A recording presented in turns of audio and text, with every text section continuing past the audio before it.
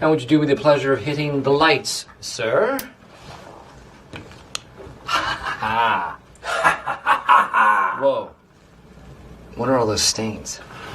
Blood, urine, or semen. Oh, God, I hope it's urine. Computers don't make errors. What they do on purpose. By now, your name and particulars have been fed into every laptop, desktop, mainframe, and supermarket scanner that collectively make up the global information conspiracy, otherwise known as the Beast. This is my mother, Mrs. Exposition. How do you do? My God, man, what have you done? That's not your mother, it's a man, baby! Yeah, yeah, come on. Why won't this wig come off? To start with about shipping, because I know a lot of fans were actually pretty invested in the idea of Natasha with actually either or both of you guys, and now obviously she's with Bruce. What do you guys make of that? She's a slut. I was gonna say something along that line. Complete whore. Trick, man. If it's clear and yellow, you've got juice there, fella. If it's tangy and brown, you're in cider town. Now, there's two exceptions, and it gets kind of Oh, you can stay, but I'm leaving. Can be yellow if they're using late season apples. And of course, in Canada, the whole thing's flip-flop. What? Bro, what are you talking about, man? Bro, I'm out, man. That nigga's tripping. What's going on, guys? It's Nina Infinity. Welcome back. This is Encore. I just had a great interview and I hung out with Dave Neal. Shout out to Dave for coming on the channel. I'm in sit mode because I was tired and I got my Topo Chico and I figured I should go live and talk about some other stuff that we didn't really get to with Dave because he was a special guest and we did break in the narrative. I wanted to talk about Blake Lively stuff with him. But there's all this other stuff going on. And I was like, I feel like I should go live again and talk about all this other stuff that's happened.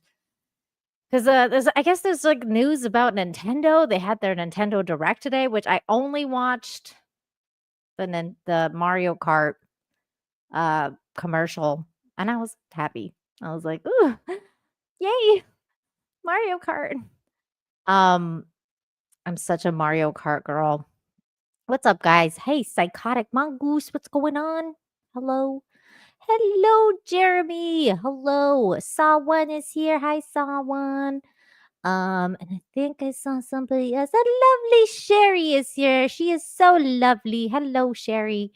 I know everyone's probably like, wait, I don't think oh my god, I just heard my own voice. Wow, I sound really annoying. I don't know how you guys listen to me. I went to like mute the YouTube thing. But anyways, like I'm so annoying.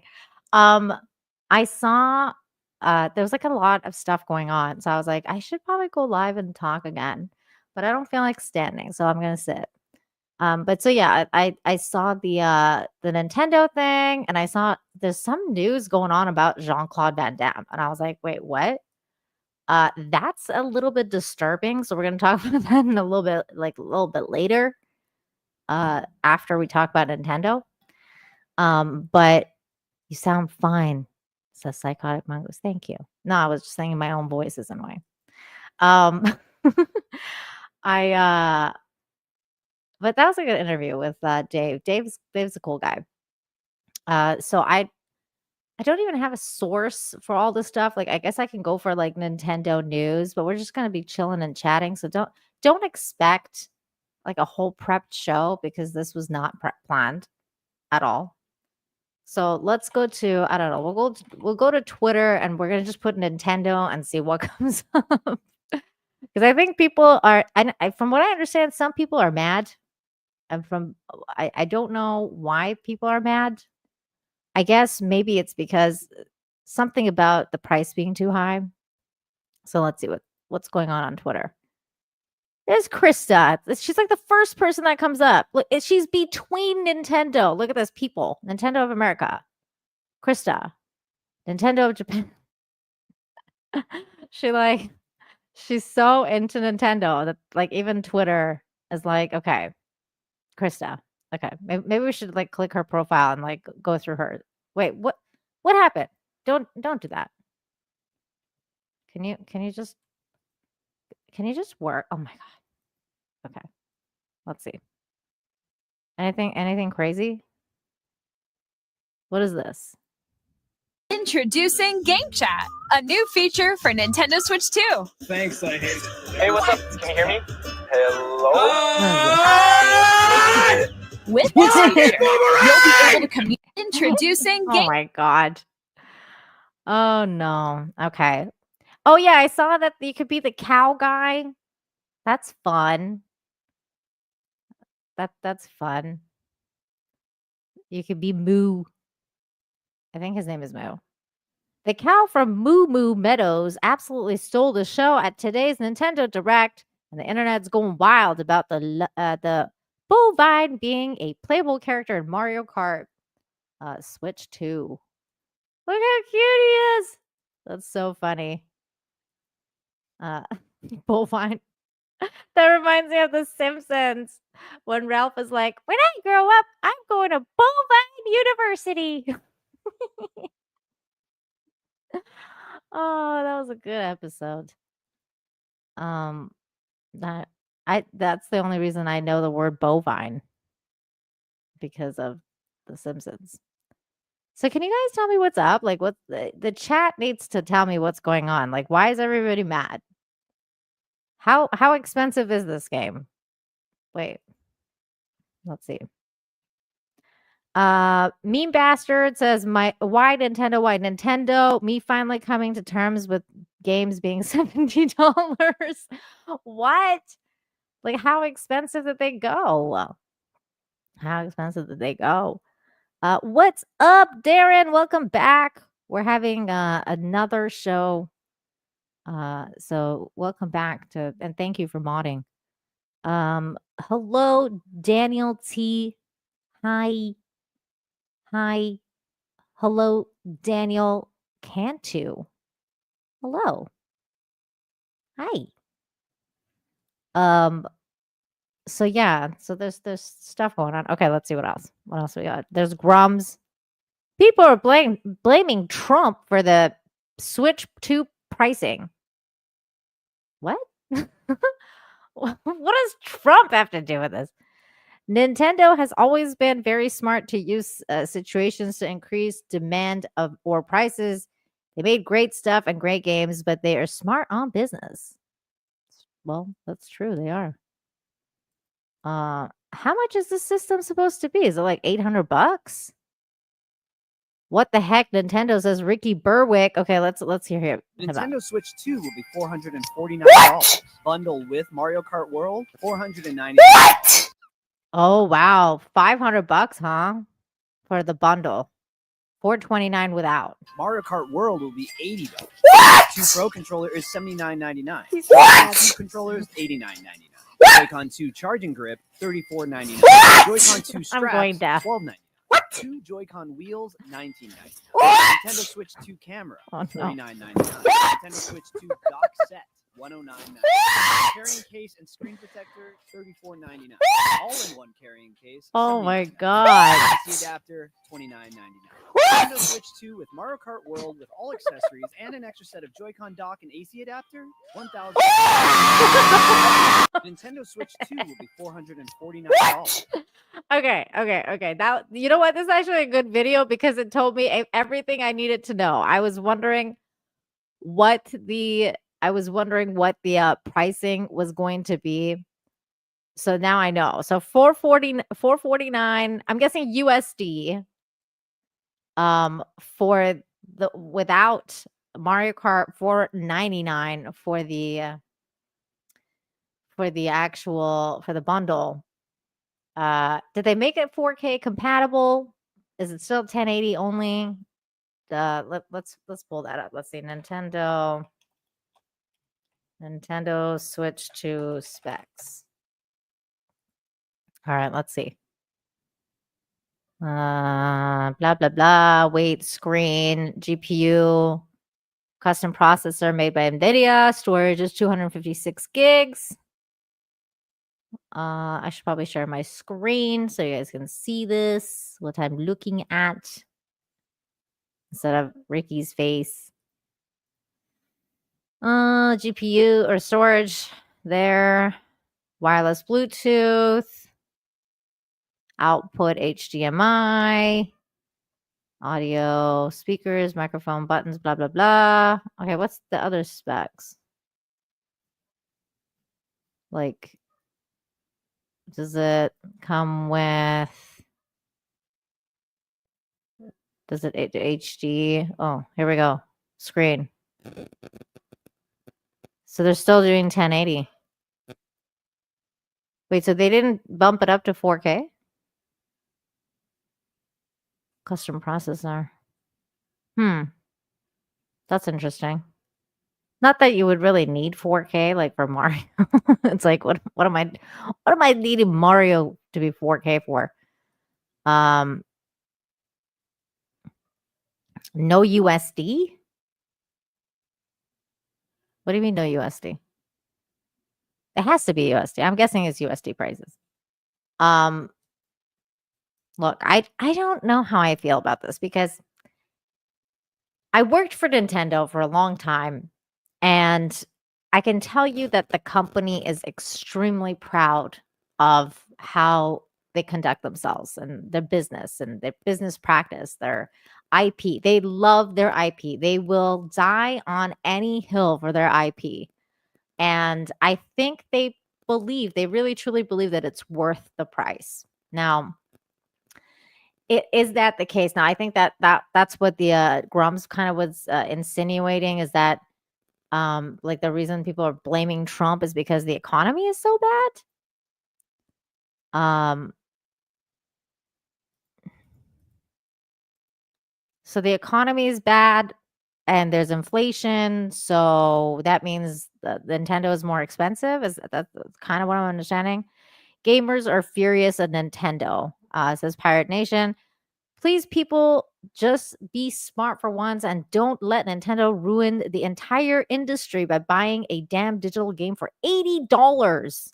I swear to God, if you all do this, I swear, if you all do this, say hello to the mythical $100 price for GTA 6, and you'll deserve the pain for backing up this kind of bullshit from Nintendo, because if they pull it off, others will follow. Well, you know what? I got news for you. I got to play the clip. Where is it? I got news for you. I am not gay. I have relationships with women, sex with men. And I got news for you. That means you're gay. Okay, well, no, he's not gay, but I've got news for you. It's gonna happen. And the GTA price tag, I'm positive it was gonna be $100, regardless of whether Nintendo did this or not. I'm very sure of that. That was already a discussion. That was in the sphere. They've already kind of made aware that it might cost that much. And usually when they do that, that means it's going to cost that much. People are mentally prepared to pay $100 for GTA 6. And so therefore, I do believe that it's going to cost $100 for GTA 6. I don't think this is going to have anything to do with Nintendo setting some type of ground rule or new thing. But I do think that Nintendo has the right to charge whatever the fuck they want. Honestly, it's their product. If they make a good product and people pay for it, it's called capitalism, baby. They can charge whatever they want. And usually Nintendo, the reason they do this kind of thing is because most of the time, I mean, I can't recall really a time where Nintendo was like, we're going to release a game and then we have like 20 patches like immediately that need to go into play because the game doesn't work. They will delay a game. Like they've been known to delay a game several times, like Zelda or any of these. Most of the time, like Breath of the Wild was a big one. They delayed it like, I think like 3, 4, maybe 5 times. At least 3 times they delayed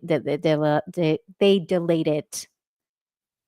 because they want to come out with a great game. Like they come out and you don't really need to ever patch anything. You don't need to ever do anything with the game. It's just the way it is. And so therefore, you're going to pay what you're going to pay, but you get the product for what you get what you pay for with Nintendo most of the time. Now their hardware, that does leave a little bit to be desired for, because like, I mean, in some past instances, like they've had stuff that breaks, especially they did with a Wii U, things like that. Their hardware is a little bit of a different question. Even with the Switch, that's why they kind of upgraded the Switch 2, because there was like complaints about it. It's a little finicky, easily breakable, I think. And I think those are all by design though, because guess what? You're going to need to go buy another one when it breaks. So I think that's always kind of been a business practice. I'm not really shocked by it, but whether people are going to pay, that's an interesting question. Are you guys going to pay? Because I think I'm going to pay. I'm going to buy a Nintendo Switch 2 probably, because in my house we've always been a PC house here. Like PC is king. But so we don't play console games unless it's Nintendo. And there's a reason for that. And Nintendo is really smart. Because Mario games are a Nintendo property. They will never be on Steam. Like that's not a thing. So Nintendo, that's why I was saying to you guys earlier, Nintendo loves their IP. They will die on a hill for Nintendo IP.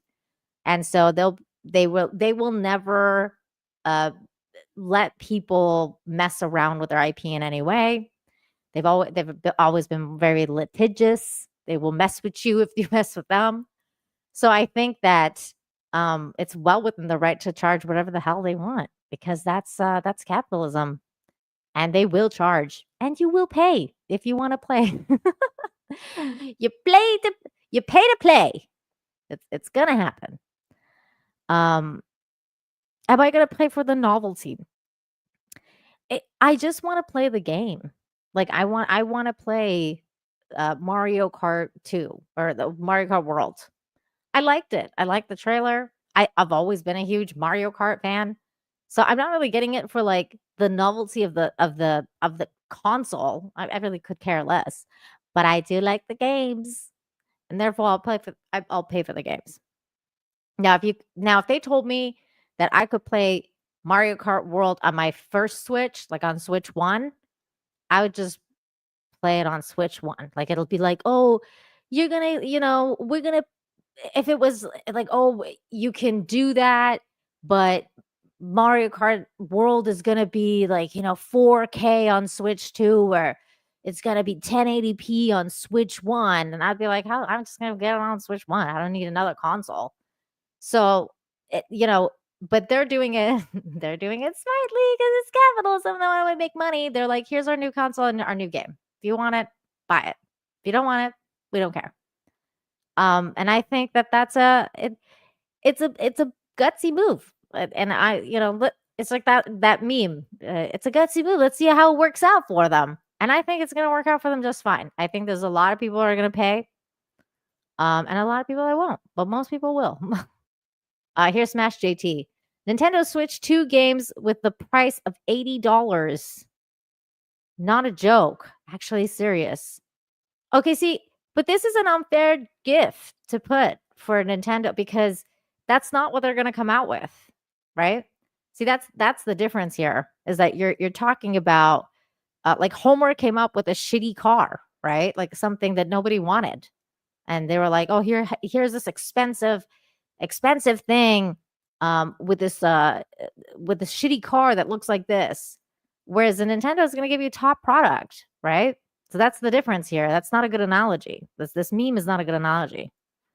Let's see, what else does it say? Available June 5th at $79.99 MSRP. I mean, aren't all games like that expensive now? I just bought what was it? Like I bought the new Zelda game and it was really expensive. It was like, maybe it was like $60, $70. Donkey Kong Bonanza, $69.99. It's like $70. I mean, that sounds like a normal game at like this day and age. Nino will play Hogwarts Legacy for Switch 2. No, see, Daniel Team, I've already played that on a PC. PC is king. I would never play that on Nintendo. I don't play PC games on Nintendo. Like somebody was like, because I'm a huge Witcher fan, and some people were like, "Why don't you get The Witcher 3 on PC or on Nintendo?" Because they brought it out for the Nintendo Switch.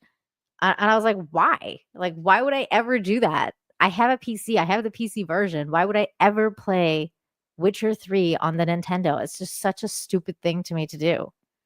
But I will play Mario because that's what I like. And Zelda. You guys think I wouldn't play the new Zelda coming out? Of course. I have to. Oh, thank you, Darren. Plug in my channel. That's so sweet. Thank you.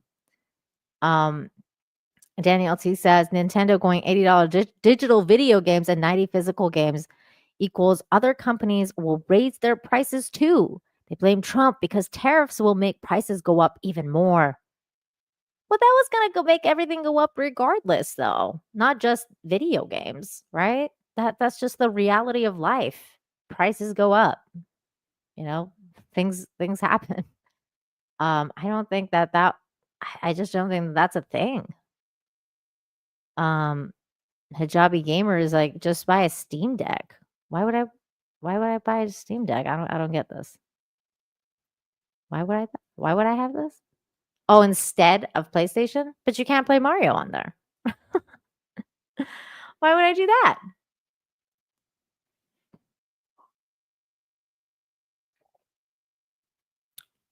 It's only $50 if you get it with a Switch 2. Well, they always do that. Mario or Nintendo's always given people the bundle discount. It's always been a thing. I remember when I worked there and it was like they did that all the time. It was such a nightmare.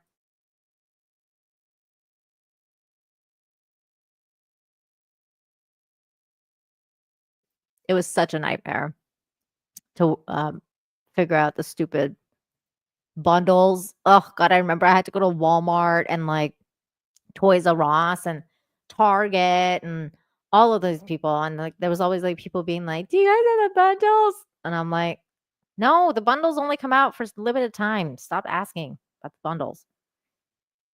Like they only come out during Christmas, usually. Usually it's Christmas, but in this case, or when they come out with a new console. Now they're doing a summer release, which is also interesting because usually Nintendo does like Christmas, like or before Christmas releases for their bundles. And their new like consoles. Because you know, they want that Christmas market.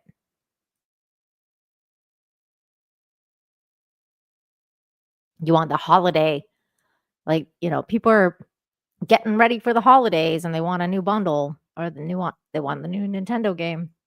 God, this thing is like messing me up. This water like went down the wrong pipe. No, I won't come back. Matthew Hammond says it looks like the game prices are all over the place. Donkey Kong $70 and others are $80. The US is not the only market seeing prices increase, so it's not a tariff issue. Exactly, Matthew. I think that's just a world thing. I'm pretty sure there's going to be probably the same thing in Japan. They're probably going to have their version of the price spike. God knows we're going to have it in Mexico. But the tariffs are definitely going to be affecting here. I'm sure Canada is going to be experiencing something similar as well. Dash Attack TV saying clownfish. What? Clownish. I thought it's clownfish. It says clownish. Oh, here, let me bring up the screen a little bit more so you guys can see what I'm reading. Oh, that's not doing it. There we go. Clownish. But this is what happens when you have no competitor. Exactly.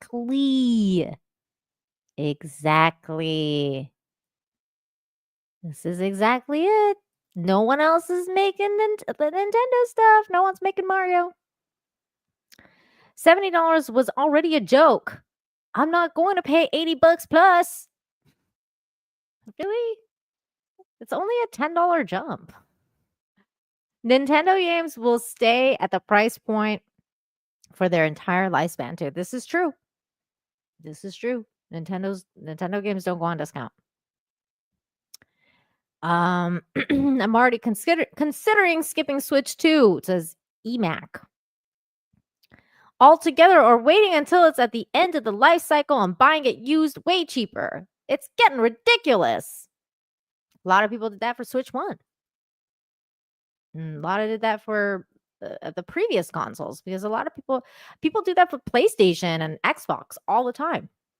Because I mean, those games are those consoles are ridiculously expensive, like $800 a console, $900. Who's paying $1,000 to video game?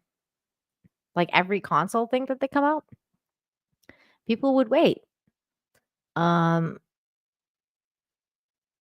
You know, I always thought, where's I? Oh, are we still on this? Oh, we're still on this thing. Oh, I thought we were out. Okay, let's leave. Let's leave this.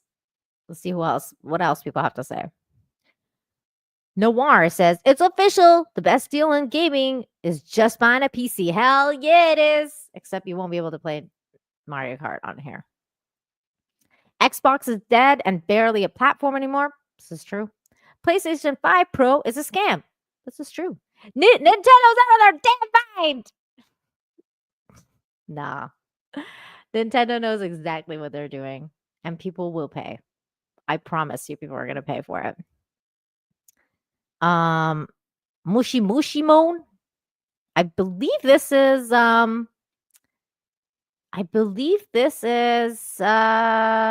what's his name? Oh God, why am I forgetting his name? I love this dude. What's his name? Chat, help me out here. You guys know who he is. Oh my God, why am I spacing out on his name right now? Medicare. It's Medicare. There he is.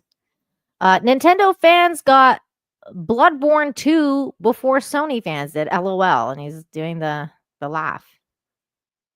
Okay. Endymion says Canadian Nintendo fans looking at how much a new game will cost them for Nintendo Switch 2. LOL. This is ridiculous, man.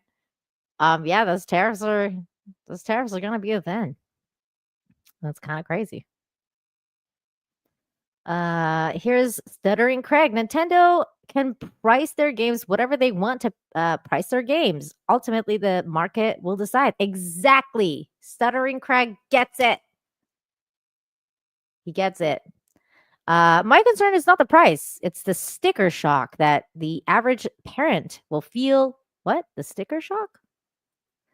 Will feel when they go to a Target for a Switch 2 and see a $90 game, and next to it are Switch 1 games for $60. They will sway people's decisions. That's an interesting point. Let's see what he says in here. Direct was really, I thought that the Nintendo Direct was really solid.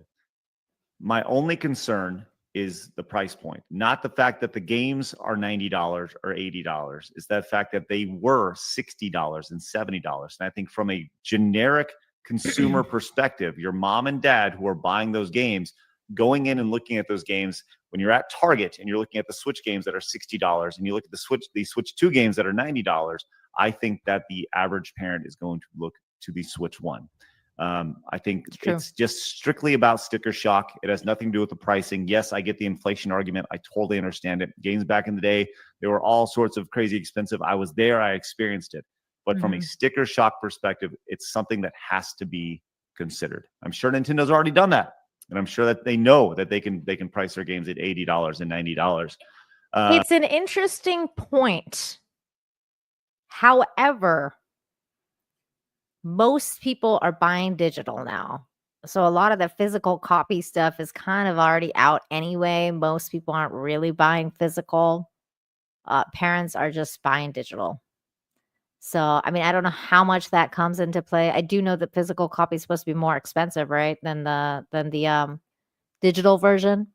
So that also plays a factor in that. So they'll be like, "Oh, I can save $10 more if I buy it digitally, so I'm just gonna go buy it digitally because that's still saves me $10, right?" Exactly. Awesome one gets it. It's all digital anyway. Most people are not getting physical copies of these games. They're getting the digital stuff. So the price tag thing, the price shock, yes, but also no. I mean, it really depends what kind of parents we're talking about. And don't get me wrong, there's all sorts of people in the world, right? There's all sorts of different walks of life. Like depending on how technology oriented they are. Like some people won't because I've experienced this as a Nintendo employee. Like there's people, especially during Christmas, where you go to like the store, grandma and grandpa are there buying stuff. They are the ones that will see that price tag and be like, "Oh, you know what? Like I wanted to buy this. I have my little list here. Little Timmy wanted a Mario Kart World for Nintendo Switch 2. Mario Kart World. Do you have that? You're gonna get the grandmas and the grandpas, right? And then grandpa will be like, "Well, there's a Mario Kart 8 here for half the price of that." But Timmy said he wanted Switch 2 for Mario Kart World, not Mario Kart 8.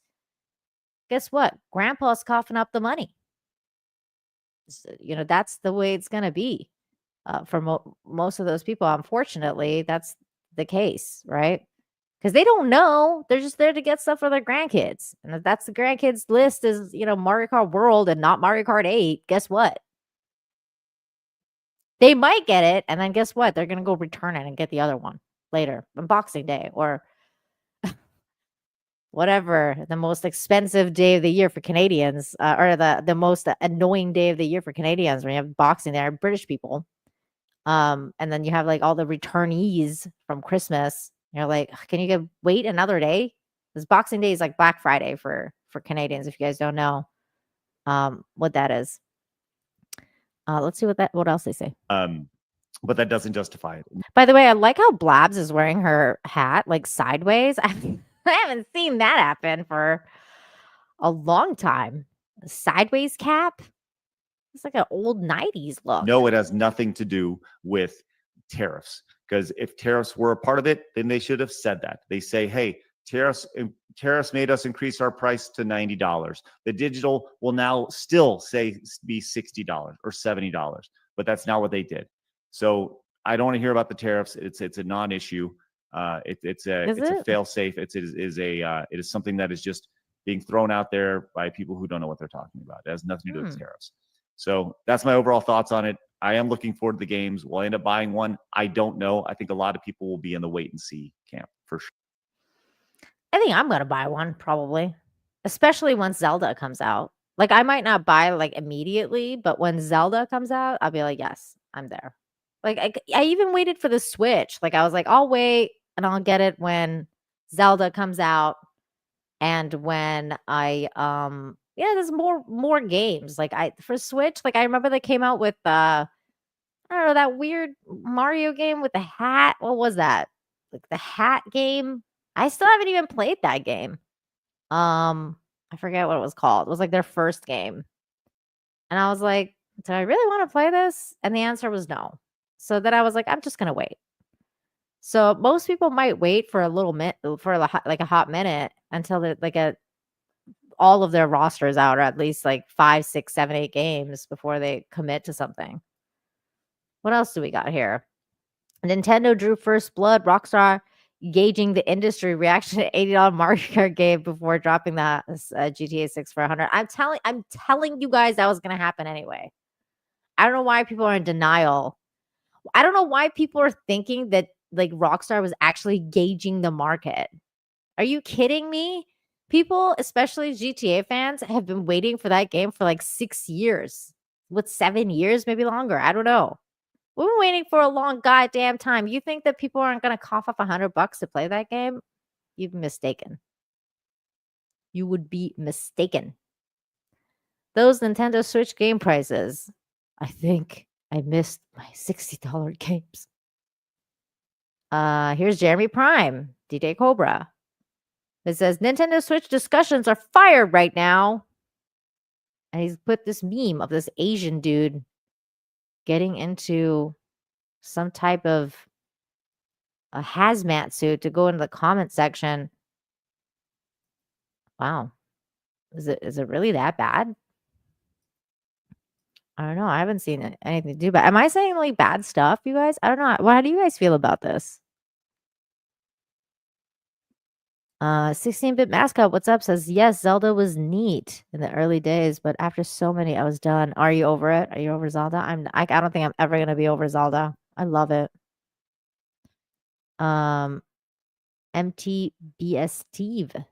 MTB Steve. Thank you. Says I want one. I haven't wanted a Nintendo product in years. Oh yay. See? You want one. I haven't even watched the other Nintendo Direct stuff. Like I've only seen Mario Kart. I was like, I want it. I was like Fry. I'm like, shut up and take my money. I could play as the Moo Moo guy. I was literally like Fry. Like, take my money now. They said you could go off-roading, like Nintendo World. Like you can go and like drive around different places. I was like, take my money now. I could just go and like drive around. I don't even need to race. This is freaking brilliant. So great. You can love the original design, but you have to admit that the new DK design is really charming. Oh yeah, he looks cute. He looks funny. He looks cute. The other one looks funny. I like this one better. They're cute for different reasons. Pirate Nation saying Nintendo has lost their fucking minds from official Nintendo website. I don't know if they've lost their minds, you guys. I don't know. I don't know about that. I really don't know.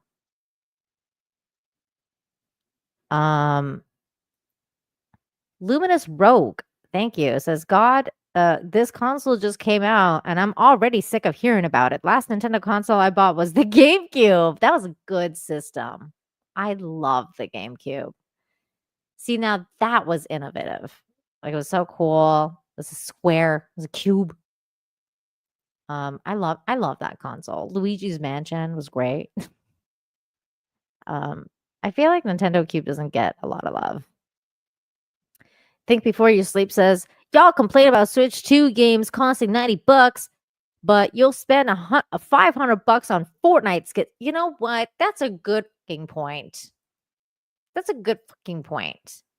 Don't blame Nintendo. Blame everyone who enables microtransactions. Edit. Wait. Nintendo games are just downloaded cards? Fuck Nintendo. That's funny. At this point, you might as well just play everything on Steam, except for you can't play Mario on Steam. This is why no one gives a shit about consoles anymore. They don't care about PC. They don't care about PlayStation and Xbox because you can play everything else on Steam, but not Nintendo games. They don't offer any experience that is different from PC, and you can't even own the game anymore. It was bad enough when they switched. It was bad enough when they switched to disc and lasers that essentially puts vastly shortened shelf life on games. Isn't it interesting that Nintendo went back to cartridges? I actually expected Nintendo a lot more for switching back to cartridges, but I guess, wait, what is it? But I guess now it's just more the same. Why is it just more the same? Don't they still have the cartridges? I think they still have the same cartridges. Everybody's talking about Steam Deck. Apparently that's a really good thing. I don't even know what that is, but you can't play Mario on it, so who cares? My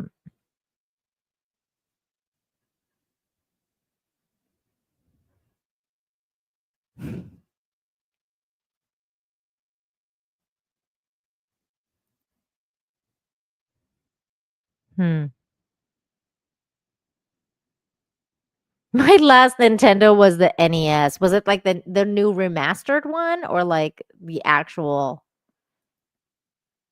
like the NES. That's old school. Yeah.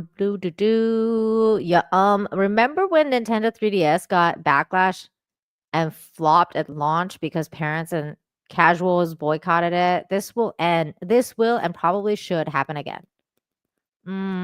It's a little bit different. Little bit because Nintendo 3DS is a handheld console. This is a full console.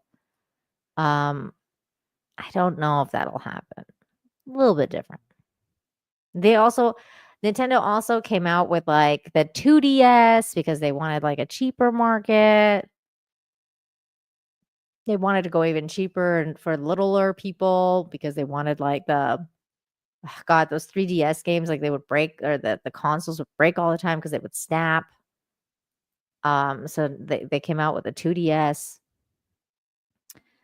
Nintendo managed to do the impossible and got Coral Forest to run an actual stable frame rate. 60 frame per second BOT is a dream come true. And also support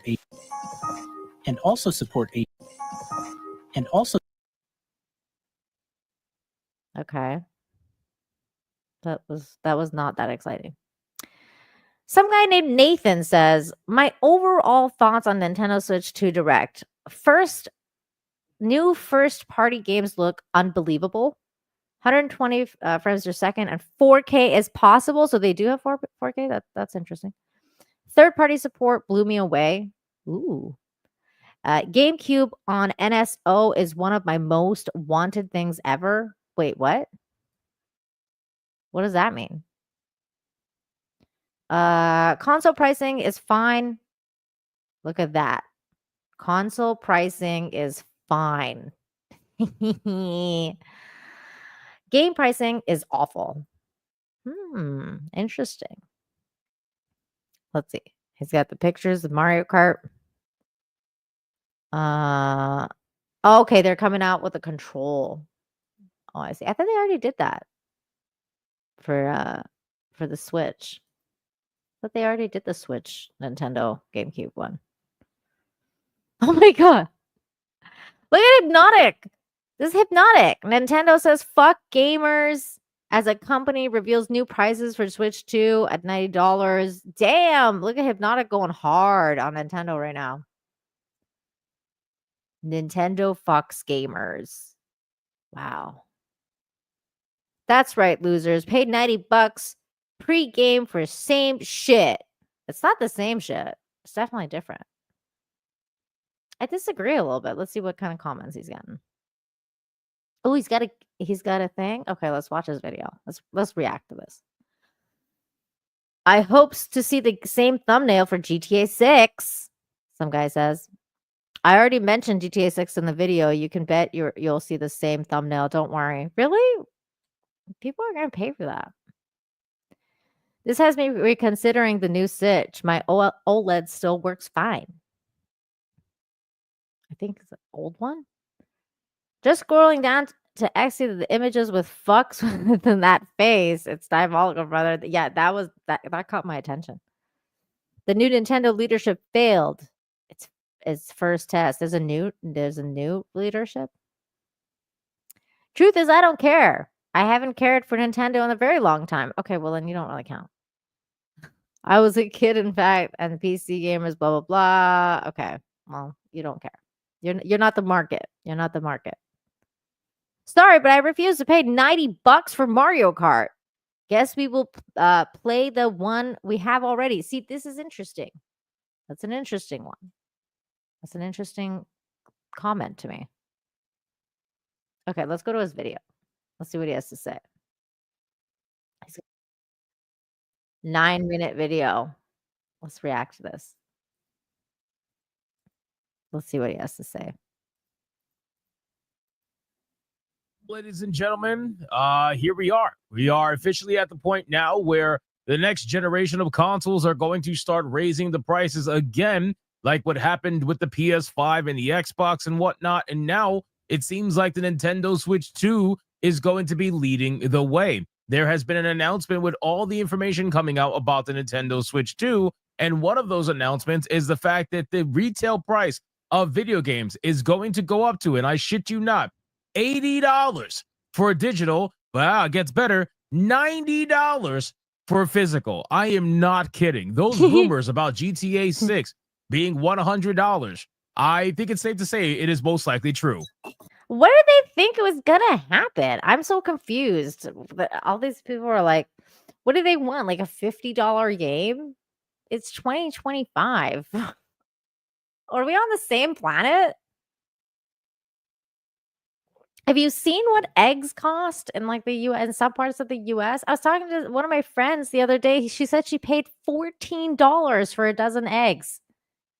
You guys think like, you know, in a time where a dozen eggs are $14, that they're not going to raise game prices to $90 from 70? That's like a $20 jump. It's not a big deal.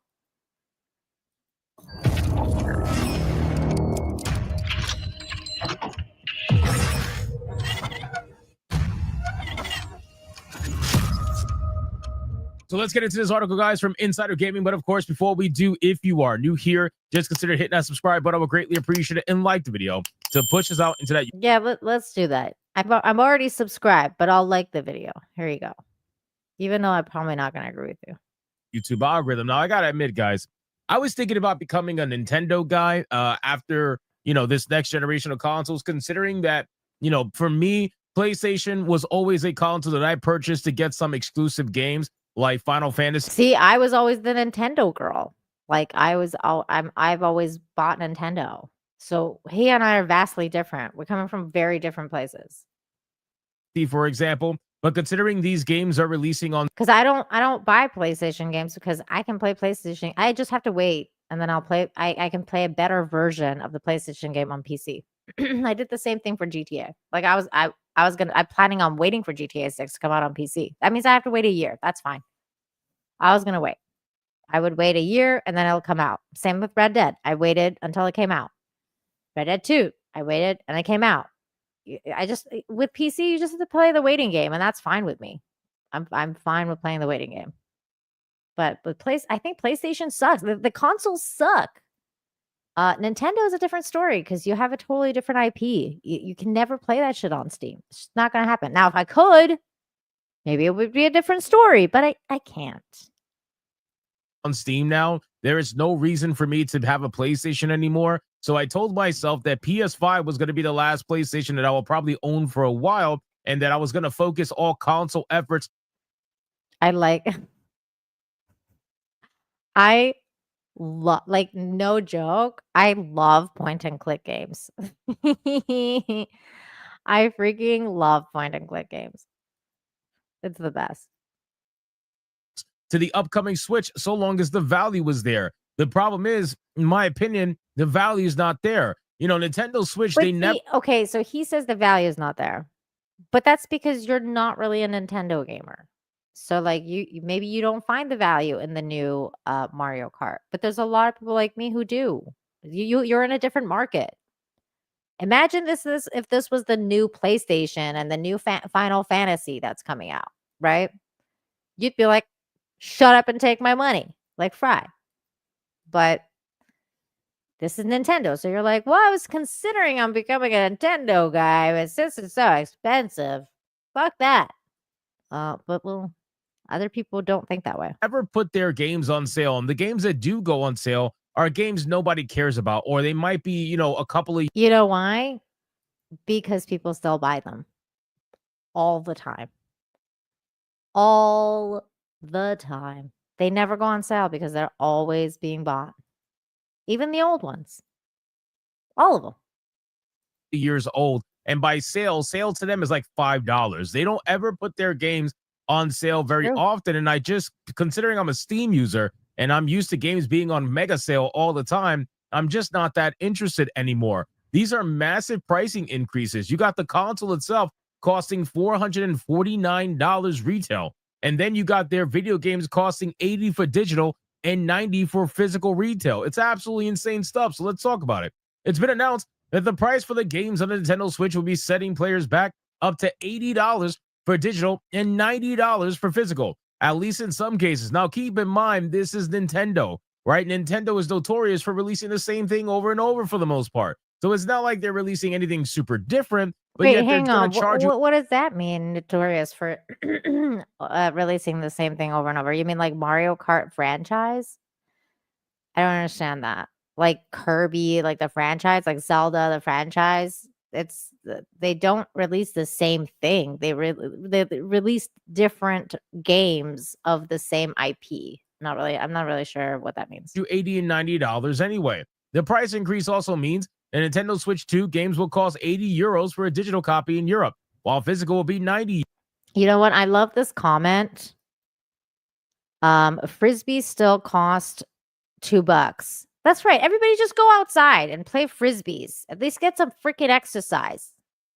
I'm with you, OVR. Let's all just go get frisbees. Hey, thanks, Dave, for $10. Says it's interesting when all these gaming content streamers talk about the cost of consoles and games when they can write the cost off as a business expense. That's true too, Dave. That's a good point. I mean, certainly Hypnotic could. He's got a gaming channel. Certainly. But they want to pretend they're one of they're one of the people. They're like, we feel for you normies that you have to pay that they're doing this. Hold on. This is what they're doing. God, I have a clip for this. Where is it? This is what they're doing. Oh, won't somebody please think of the children? That's what they're doing. Think of the normies that have to pay so much money. Even though I could write mine off. Still. Like, this guy's used to $2 games on fucking Steam. I mean, give me a break, Hypnotic. Are you fucking kidding me? Steam games suck. Like, this dude was talking about playing fucking, what's it called? Yosuke Simulator. Like, are we seriously talking about the same thing right now? Euros. Imagine image, provided by Ellis Nishko in a €90 price tag can be found on the Nintendo store here. Oh yeah, look. Mario Kart World at $89.99 and euro. That is insanity, bro. Oh my god. The announcement of an $80 digital video game for the Nintendo Switch 2 can be found on the official Nintendo website. It's worth mentioning, however, that Donkey Kong Bonanza is being priced at $70. That seems to suggest it will continue to be game-by-game basis, though $80 to $90 seems more welcome by Nintendo. I guarantee. Yeah, Nintendo's always done that too. Like, usually, like Donkey Kong's gone for cheaper. Mario games are usually more expensive. Lesser IPs are usually less expensive. Same with like Zelda will be more expensive. It's kind of a supply and demand kind of thing for Nintendo. I think Kirby will be less expensive because they don't really, like, it's not as big as an IP as obviously Mario or Zelda. They'll have lesser IP games that are not even Nintendo, they're third-party games. They'll have maybe, like, you'll probably have Splatoon might be a little bit more expensive because it's online capabilities. But I don't know. They've always kind of been like that. Even when they were like on Wii U, it was kind of like the same thing. Donkey Kong was always cheaper. To you that even though not every game is probably going to be $80 to $90, still at the end of the day, the fact that most of their, I guess, flagship games, the games that people would actually want, the games that people are going to buy up in droves, those games are going to be $80 to $90. It's fucking insane. Imagine going Christmas shopping for your kids, and your kids want a couple of Nintendo Switch games, and you end up leaving with 3 games for almost $300. What did I say? Christmas. Grandma. She's gonna go to the store. What was I talking about? Timmy wants Switch 2 Mario World. Guess what? Grandma's buying Switch 2 Mario World. Oh, it's like, what the hell, dude? This is insane. Video game price increases have been a hotly talked topic subject for a number of years, which, again, by the way, I'm not trying to say that this is not expected because this was expected, right? It was expected that all of these consoles who are going to be raising their prices again. Yes. They've been talking about it nonstop. There's Yep. rumors about it nonstop. Yep. They felt like they went a little bit too lenient with the $10 raise from the last generation. I And now agree. they're trying to sneak in another $20, $10 here and there, wherever they can. I agree with that. I agree. He's right. And that this is why he should have expected this.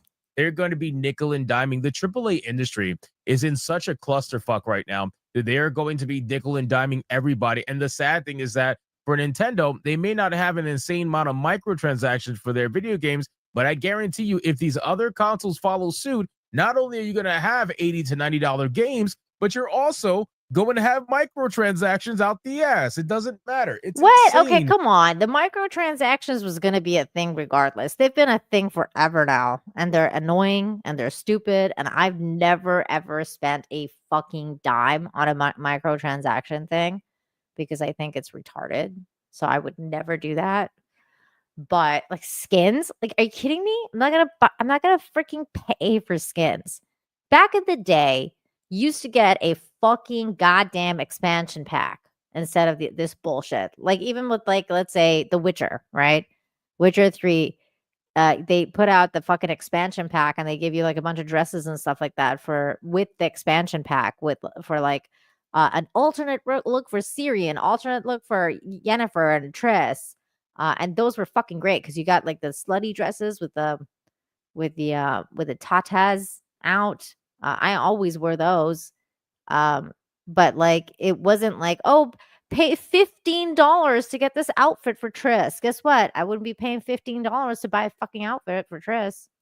How much money that they are trying to nickel and dime out of gamers at this point. And I'm just shocked to see Nintendo, the one that's supposed to be about families getting together and playing video games, the one that is supposed to be, at least for all intents and purposes, the more affordable version of console gaming. It seems like they're the ones who are leading the charge in this new price increase. Yeah, but that's kind of to be expected, though. Again, like I said, like in this world where, like everything, all prices are going up, inflation and all the stuff. Like price of eggs, fucking $12 or what was it, $14, $15 for a fucking dozen eggs.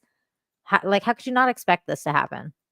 As for what this means for other publishers moving forward, remains to be seen. But with Nintendo now setting the precedent, it wouldn't be surprising that $80 to $90 becomes the new norm. They're going to keep it under $100, at least for the regular edition, because that way it makes it more attractive, right? Once you hit that triple-digit number, people's minds tend to switch, right? This is why 99 is always a sale number, because it puts it in that slightly cheaper bracket mentally for a lot of people. So they're going to keep it to like $89.99. I got to imagine that's going to be the number.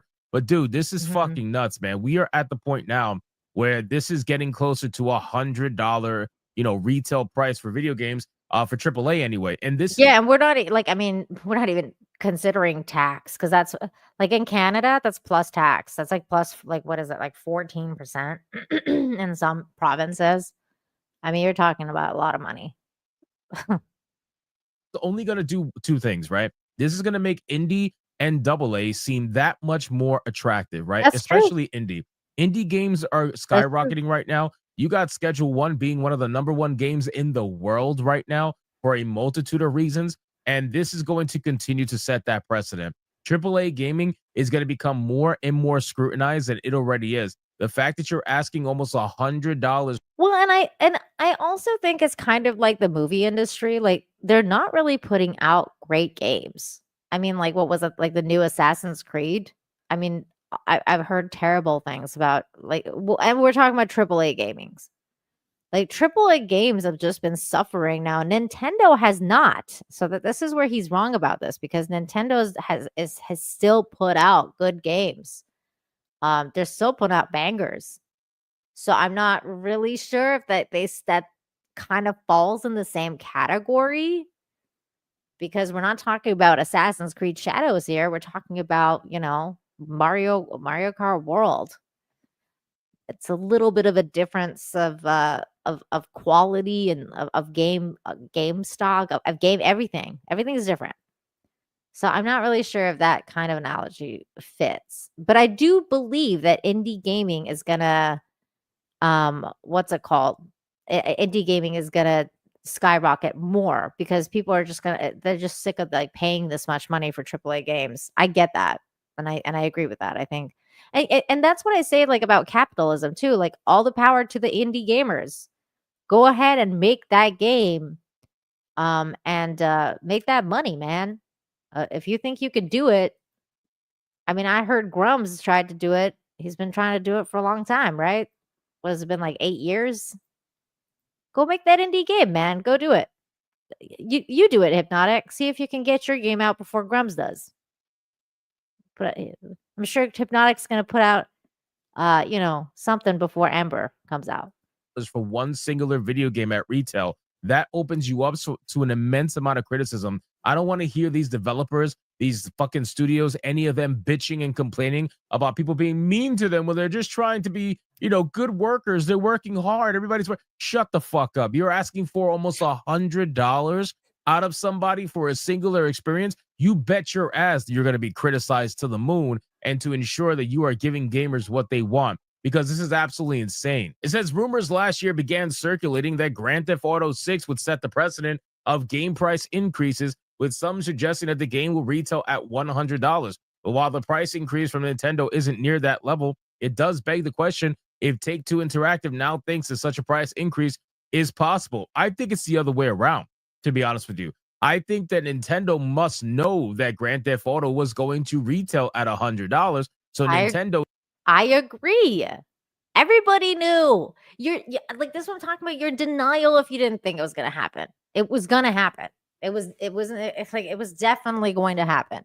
Grand Theft Auto was going to be $100. And Nintendo was like, well, they're gonna be charging $100. Well, maybe we can squeeze them a little bit too. It's market, it's supply and demand. If there's a demand, people they will pay. They will pay. Unfortunately, that's how things go. Is trying to get ahead of the curve. Nintendo probably realizes that, yeah, these games are going to start costing $90 to $100 retail at some point, and they're trying to set the precedent first before anybody else gets to set the precedent. They are trying to be the trendsetter at this point. And I think they realize that they have such a monopoly. Oops. I meant to pause it. I got excited for getting Tree Fitty from 16 Mascot. Says, hey, Nina, one of the best cyber web spaces. Oh, wait. Hey, Nina, one of the best on the cyber web spaces. Oh, thanks. That's so sweet. That's so sweet. Thank you. Should we go back to that video? It was already done. It was basically done. I think we spent enough time on that. Wait, what is this? Douglas Dauntless says Anna sent me. Anna, that Star Wars girl. She sent you. Oh, Anna, I love her. What is she streaming? Was she streaming? I didn't see her streaming. Who's Anna? Are you kidding? I'm gonna do my best impression of Anna. What's up, everyone? No, wait, that's me. Like, wait, what? I'm gonna do my best impression of Anna. I just butchered it. Hold on. What's up, guys? It's Anna, also known as that Star Wars girl. Did I do it? I don't think I did it. She just got done. Oh, Anna. Thanks, Anna. Why didn't YouTube tell me Anna was streaming? I'm so annoyed right now that YouTube didn't tell me that Anna was streaming. I have my notifications on for her channel. I'm so upset. I'm so upset at YouTube right now. I missed the Anna, that Star Wars girl stream because of YouTube. Because it didn't give me a notification. I feel like that's bullshit.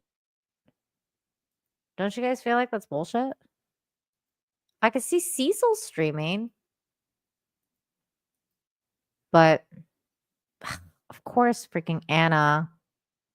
It doesn't tell me. Yeah, Anna's more girly than that. Hee hee. That's true. Anna's way cuter.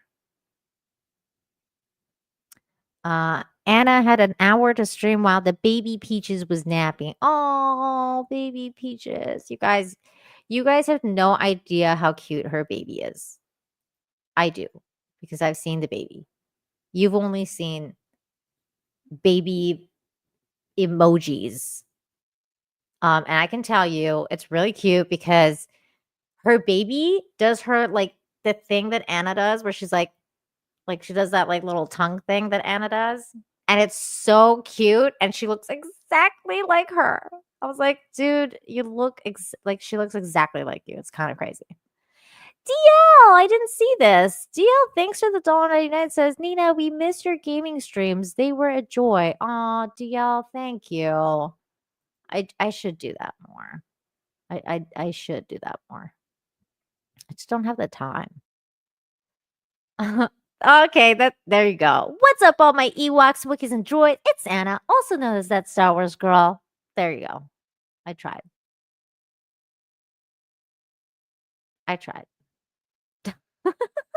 There's this guy. The funny part is, there's this guy in her chat. He's like a comic skate guy. I think his name is like Armagard or Armrand, Armguard, some shit. And he hates me. And whenever I show up in her chat, he's always like talking shit. And he's like, "You suck, Nina. You're trying to be Anna. You're pretending to be Anna. You're an Anna wannabe. You're a discount Anna." He's like obsessed with thinking that I'm somehow Anna. And I'm like, bro, like my entire channel, my thing is so different than Anna. I do good news. We're not the same. Yeah, this guy. Yeah. Armorgad, whatever the fuck his name is. He's so stupid. He's like obsessed. I'm like, are you insane? Like, we're not the same person. Yeah, Peaches is good. Yeah, Peaches is good. He's doing better, much better. Thank God. That was scary. Wait, what? Armorgard, aka OMG? Nobody's calling him OMG. That guy's such a loser. He's like a rabbit Russell Hall. No, he's like worse than Russell Hall because Russell Hall is an actual person. Like Russell Hall is like a lovable troll. Like, he's like your little brother that like trolls you all the time, This other dude like fucking hates me. Like, it's like he really hates me. Like, he might be like that towards Anna, but he doesn't like me at all. Russell can be sweet, in some weird ways. I know it sounds really weird, but yeah, hence the rabbit. Yeah, I guess so. Yeah. So I was just thinking that because I'm sure if he sees that clip of me like doing the Star Wars girl thing, he'd be like, "I fucking knew it." I knew she wanted to be like her. She pretended she's Anna. Like that clip that fucking Buddy plays. Tom, he plays that clip all the time. I fucking knew it. That's what that guy is going right now. Somebody clip what I did and send it to Armguard, so that he can get like his confirmation bias. What's up, Holocron? What's going on? How you doing? Russell's like the class clown. Yeah, he is. And he's like the little brother that just trolls everybody. That's who he is. Okay, let's talk about this other news. Because I was like, wait, what the fuck is going on? Wait, what? What is this? So it's been like over an hour. We can talk about this now. What's up, Power Keg? How you doing? So it says officials reportedly accused Jean-Claude Van Damme of having a sexual encounters with trafficked women. What the fuck, guys? What the fuck? This is some messed up shit. Police have reportedly charged actor Jean-Claude Van Damme with knowingly engaging in sexual relations with trafficked women. Hold on, I have a sneeze.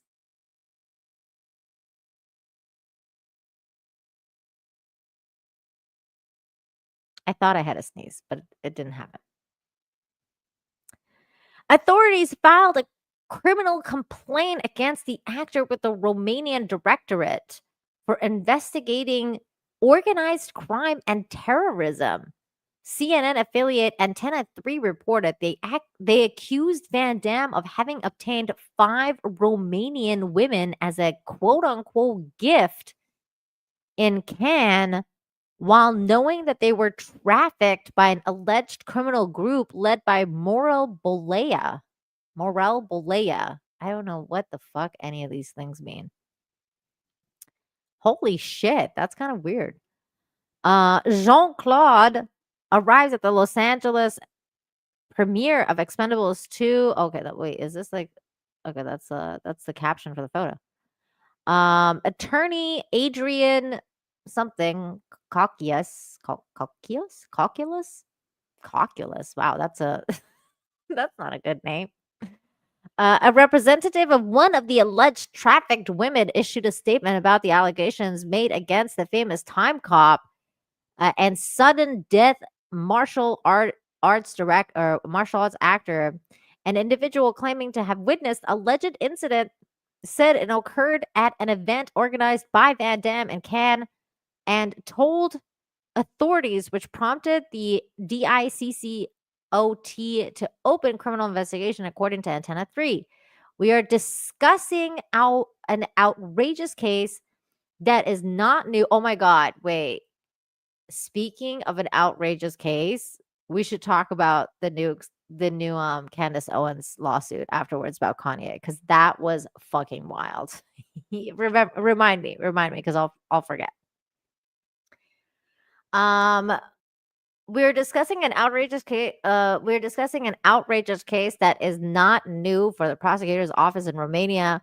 From the statements given in a case of trafficking in minors and human trafficking that started with an investigation in 2020, one of the victims told prosecutors in Lassie how at a certain point in Cannes, at an event organized by Jean-Claude Van Damme, several Romanians who were currently being investigated for forming criminal groups and pimping allegedly offered Jean-Claude Van Damme 5 Romanian women, photo models in Romania, for him to have sexual relations with. Does he really need this? This is so bizarre. Can Jean-Claude not get women? I mean, he's fucking Jean-Claude Van Damme. This is such a weird story. Why would you need Romanian hookers? I'm so confused. The person who received these benefits knew their condition. From the witness statements, it is very clear that Jean-Claude Van Damme knew that these people were being exploited, he alleged. That's weird.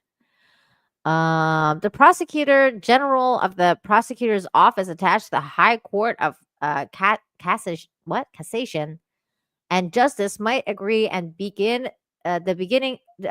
to the beginning of a criminal proceedings because the alleged actions took place in Cannes, located in France. Antenna 3 reported this office is the highest prosecutorial authority in Romania, according to whatever this is. The allegations have not publicly been addressed by Van Damme. Okay, well, there we go. Wait, is this something else? Yeah, that's something else. Okay, well, there you go, guys. So Jean-Claude is allegedly somehow been freaking involved in some type of weird prostitution ring thing where apparently some women were pimped out to him. This is such a bizarre story. I feel like it just feels kind of off. It feels feels kind of off. I don't know. I don't know what about it, but it feels off. Like it just feels like weird that Jean-Claude would need like Romanian hookers to have sex. I don't know. Gaming from Nintendo to Jean-Claude Van Damme. Hey, those were the two topics. It's a shakedown. You think so? They want money. They want money from them. 2025 hookers sleep with famous man. Famous man gets arrested. Hookers goes free. I don't know. I'm taking it with a grain of salt. I know. Yeah, it just seems weird. It feels like a weird story. I'm like, how does that? What? It feels. We definitely need more details. All I could think about was Andrew Tate the whole time I was reading that article. I was like, how come there's like all this like pimping and trafficking and weird shit going on in Romania? Because that's where that guy went, isn't it? Oh, okay, that reminds me. I said Andrew Tate. It reminds me of Candace Owens. I saw this thing yesterday where she talked about the new lawsuit. Somebody's suing her, or not? Nobody's suing her. She got what's the word? She got subpoenaed. She got subpoenaed from some other guy. Let me go to the Candace Owens thing. Candace Owens. She got subpoenaed by some dude who's suing Kanye West. Okay. Oh my God, I sounded like Candace Owens when I said that. Okay. So this guy was like he was like an employee of Kanye West. And then he was like, he's suing Kanye for allegedly experiencing racism, even though the dude is apparently black. And he was saying that, and so they want like 5 years of text exchange between her and Kanye. Okay, so this is what's going on, and then so this is part of the lawsuit, and I was like, wait, what? So this is what she said. This is fucking nuts. Okay, so here it is. So this is what the thing is about. Okay, here we go. My life is. I just want to read you guys directly from this filing, just a little portion of what's going on here. Okay, this is what Trevor Phillips has lived through, and the challenge that I'm going to give you guys right now is nobody's allowed to laugh at this because this is a serious lawsuit that I'm being drafted into. This was wild. Like I was like, I tried not to laugh at this when she was like, "I'm going to give you a challenge. Don't laugh at this." I was like, "Holy fuck! What are we in for? What are we in for here, people?" It was good. It was good. This is what happened, according to Phillips. Phillips arrived to the exclusive and intimate Nobu Hotel in Malibu, California, around 9:40 p.m. The hotel staff greeted Phillips, asked him to wait in the lobby, and that Kanye was on his way. After about 20 minutes, Kanye appeared alone, wearing a black jacket and holding a black mask in his hand. It was the same outfit Kanye wore a day or two earlier during his interview with InfoWars conspiracist Alex Jones. The hotel staff escorted Phillips and Kanye to a small hotel room. Phillips, contemplating the strangeness of the circumstances, sat in a chair while Kanye opened the blinds out to the Pacific Ocean. Without a word said by either of them, Philip listened to the ocean waves while Kanye took his shoes off and sat on the bed. You're not going to believe what happens next. Suddenly, Ye grabbed the hotel phone and sternly told the operator, "I asked you to put on Batman. Come put on Batman now." Phillips remained quiet and baffled. What the fuck? What the fuck, you guys? I guess I'm here to send out the bat signal. A bat signal, for listeners who might not know, refers to the children's character, the Batman, a strong gentleman who fights crime nocturnally. That's correct. Well put. A few moments later, the Nobu hotel staff arrived and they put on The Batman, starring Robert Pattinson and Zoe Kravitz. Kanye lowered the volume to 0 and he and Phillips watched the movie in total silence. What the fuck? After a long and awkward silence, Kanye finally spoke again. Turning his attention back to Phillips, he began an unprovoked and bigoted rant attacking Jewish people, referencing the stereotype dating back to the Middle Ages that Jews are miserly, Kanye opined. These Jews are greedy. With sincerity, he professed, I hate Jewish people. Rather than recognizing or repenting for his public remarks, he shifted blame on his misfortune to others. He said, quote, Adidas did me wrong, end quote. Okay, so oh my god. Oh my god. Yes, this is a court document. This is some dude suing Kanye West, and they're subpoenaing texts between 5 years of texts between her and Kanye.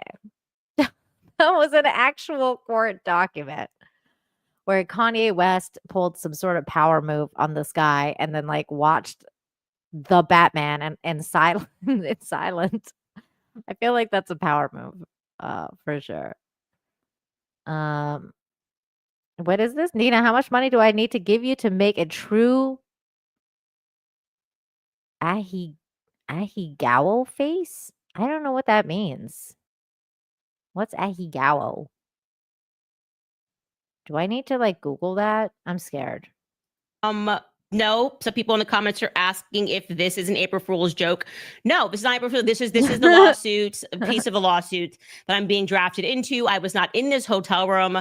I did not watch the back. So this podcast actually gets really interesting and really fucked up.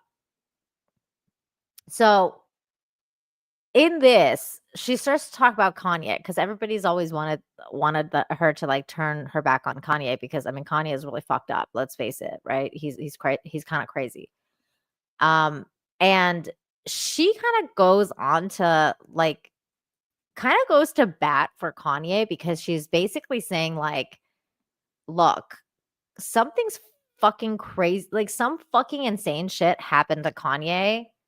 And the reason he's gone crazy is out there for everyone to know, and no one's doing anything about it. Like he's told us why he's gone crazy.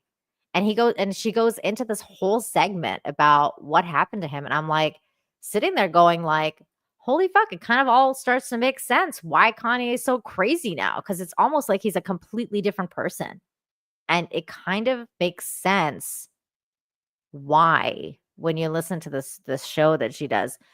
And you know what, we can watch that part because oh my god, this part was so crazy. She like, listen to this is him going to court for someone. Are you on your phone? Yes. Okay, so I'm going to ask as a ground rule that you not be on your phone during the exam. Can we agree to that? Well, is that legally what it should be? I'm not going to advise you as to the law. That's why your lawyers are here. But that is my ground rule for the deposition, consistent with California law, that you need to be present, focused on the examination, and not on a device. Due to my mental geniusness, in order to focus on this bullshit, I need to be on a phone. It's really I kind of love that quote. Due to my mental geniusness, and in order to focus on this bullshit, I need to be on my phone. That's a fucking funny line. He's hilarious. That was hilarious, not like just generally speaking. But okay, so we're gonna watch this. Yeah, he apparently dressed up. This is so disturbing. Like he dressed up as a fucking Black Klansperson. So she goes on to kind of talk about what happened to this dude. And then she plays this thing from, okay, here we go. This is from Tucker Carlson. Did a little report on this. And I thought this was really interesting. In the run-up to this week's midterm elections, there are a lot of celebrities out there campaigning for Democratic candidates all over the country. You probably saw them, actors, singers, TikTok personalities, all doing their part for the Democratic Party. You probably weren't surprised by this. It's normal. Pop culture figures always support Democrats, every single one of them. But have you ever wondered why all of these supposedly creative people reach exactly the same conclusion every time? They're all on the same page. How could that happen? It's an interesting question. We don't know the answer, but you should consider what happened when one of the most famous singers in the world broke with the herd. On November 19th, 2016, a week and a half after Donald Trump won the presidential election, Kanye West, now known as Ye, held a concert in Sacramento. Most people in the audience were, of course, young people and presumably Hillary Clinton voters and presumably deeply disappointed by her loss a week and a half before. So in the middle of the show, West stopped performing and started talking about politics. Google lied to you, he said, by suggesting to its users that Hillary was going to win. Quote, I remember this. I remember when this happened. People were like losing their minds that Kanye was coming out for Trump. I remember that. That was fucking nuts. Facebook lied to you. I'm not here to massage you with a fake truth telling you that Hillary's going to win over and over and over. You were lied to by Google. You were lied to by Mark Zuckerberg. Middle America, West continued, showed you how they felt. Well, at this point, some of the audience began to boo, but West kept going. He complimented Donald Trump repeatedly. At one point, he used the phrase, "Make America Great Again." It was, to put it mildly, not the kind of thing you normally hear at a rap concert. And then, 2 days later, Kanye West was in the hospital. Well, at the house of his family's exercise trainer. I remember because I was like, when that happened, and then 2 days later, he went to the hospital. I was like, and they were saying that he had a mental breakdown. I was like, that seems fucking fishy as shit. Like, I don't know what is going on, but that sounds weird. It was weird because he wasn't as crazy yet. Like, he wasn't like his, anti-Semitic. Like, he wasn't in that phase yet. And he was like doing his Christian stuff still. And like, I think he was beefing a little bit with like the Kardashians, but that was about it. Like, it was like, maybe he was getting a divorce around that time. I don't really remember, but it wasn't like he was not in his crazy phase. So this was like a really weird thing that they were like, oh, we're just gonna, like, he had a mental breakdown and he's gonna be hospitalized. And he went to like the hospital like for like 2 days.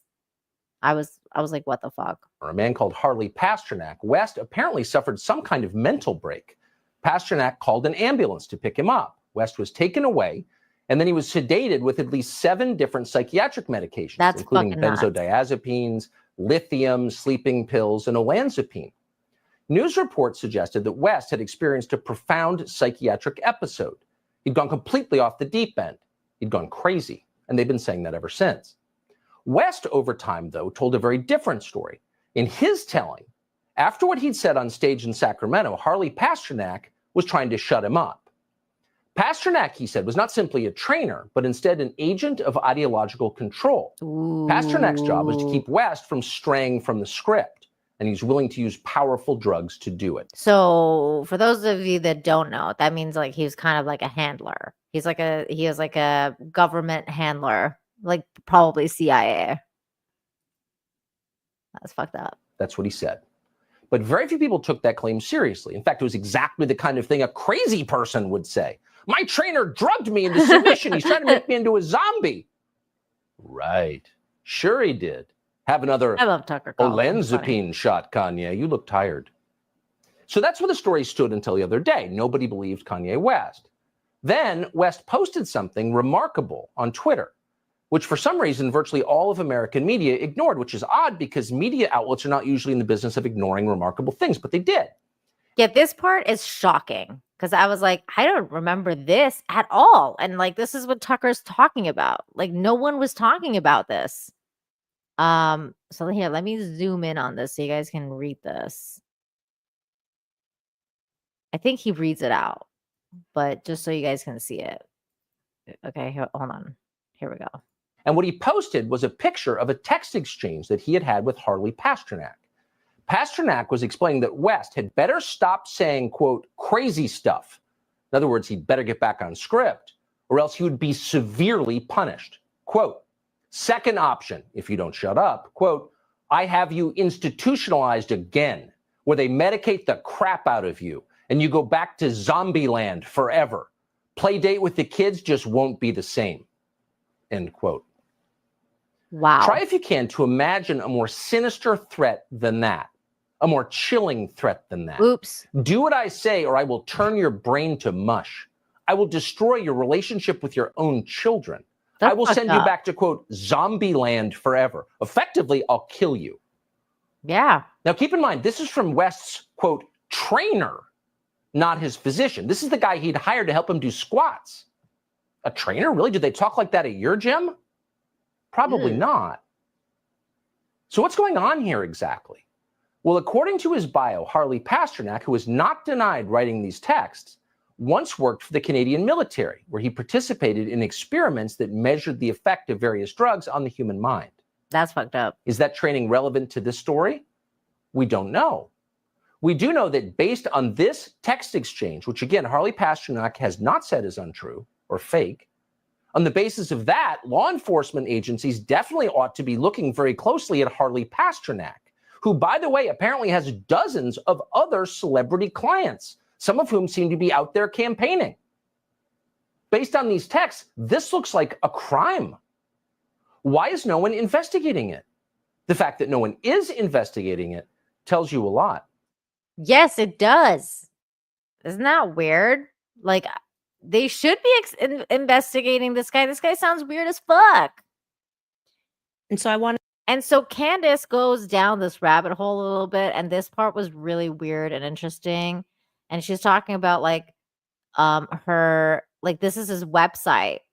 Oh my god, Gina Carano is one of his people, one of his clients. Gina, get out. Somebody contact Gina Carano and tell her like not to fucking to fire this dude. Why is Gina Carano is even fucking working out with this dude? Oh my god, look at Gina Carano's on there, you guys. So this is his website. And like one of the first people I saw was Ariana Grande. Look at, hold on. Oh, what the hell, man? I swear to God. StreamYard is really pissing me off recently. Look at Ariana Grande. And like, what is she going through right now? Everybody's talking about Ariana right now and how she's like, looks really weird. She's way too skinny. She's acting weird. Like all this stuff is happening to her. And I don't know. I just found this connection really strange. And then so she starts scrolling through this guy's client list. And it's like all of these crazy celebrities. Oh, look. Kim Kardashian. Who is she married to again? Oh, that's right. Kanye West. You got like Halle Berry, like so many everyone from celebrities. Gwyneth Paltrow to Kim Kardashian, Katy Perry. Man, what's this guy's gym routine? What? Like Al Pacino? Like when he goes to the gym? Like who? How is Al Pacino going to the for gym? someone He's like with 80. military training? I mean, literally, we could scroll forever, and you could just see how many A-listers he manages at. Ellen Page.